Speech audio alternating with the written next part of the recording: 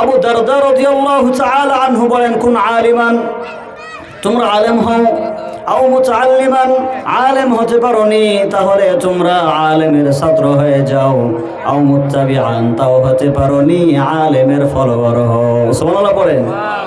আও মুহিব্বিন, তাও পারোনি আলেমকে মহব্বত করো, আলেমকে ভালোবাসো।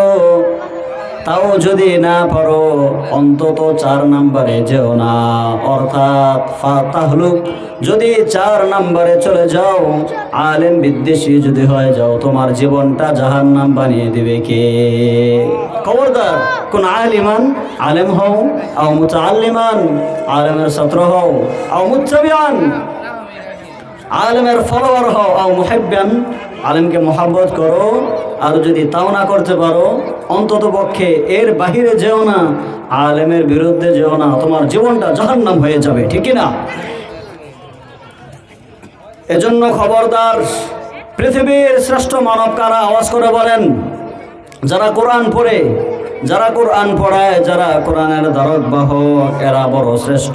এদের মতো শ্রেষ্ঠ পৃথিবীতে আর কেউ হতে পারে না, ঠিক না? এখন আসেন, আমরা যদি এই কোরআনের শিক্ষা আমাদের ছেলে মেয়েদেরকে দিতে পারি, আমাদের জীবনটা উজালা করে দেবে একজন, তিনি কে? আমরা যদি আমাদের সন্তানদের মাঝে কোরআনের শিক্ষা দিতে পারি, চ্যালেঞ্জ করে বলতে পারি, গোটা বিশ্বে, বাংলাদেশে বিভিন্ন বৃদ্ধাশ্রমে আপনি খবর নেবেন, যতগুলো কুলাঙ্গার সন্তান মা বাবাকে বৃদ্ধাশ্রমে রেখেছে, সবগুলো কোরআনের শিক্ষার অভাবের কারণে রেখেছে, ঠিক না? কোরআনের শিক্ষা না থাকার কারণে, কোরআনের সঠিক শিক্ষা হৃদয়ে ধারণ না করার কারণে মা বাবার মর্যাদা বুঝে আসেনি। কারণ ইসলাম মা বাবার ব্যাপারে কার কি হক আদায় করবে এগুলো সব সুনির্দিষ্টভাবে দিয়ে দিয়েছে কে? এজন্য যারা কোরআনের হাফেজ বানাবে, সন্তানদেরকে যারা আলেম বানাবে, কিয়ামতের দিন একজন আলেম যেমন আকাশের অগণিত তারকা আমরা দেখতে পাই, একজন আলেম অগণিত জাহান্নামীদেরকে জান্নাতের বাসিন্দা বানিয়ে দিবে। সুবহানাল্লাহ পড়েন।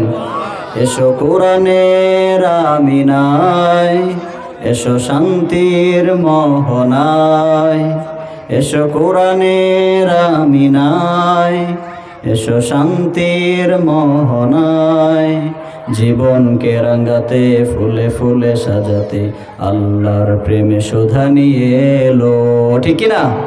জীবনকে যদি রাঙাতে চাও, জীবনকে যদি ঢোলে সাজাতে চাও, ইহকাল পরকাল যদি শান্তি পেতে চাও, ইহকাল পরকাল যদি তুমি স্বস্তি চাও, শান্তি চাও, কোরআনের বিকল্প কোনো কিছু থাকতে পারে না, ঠিক না?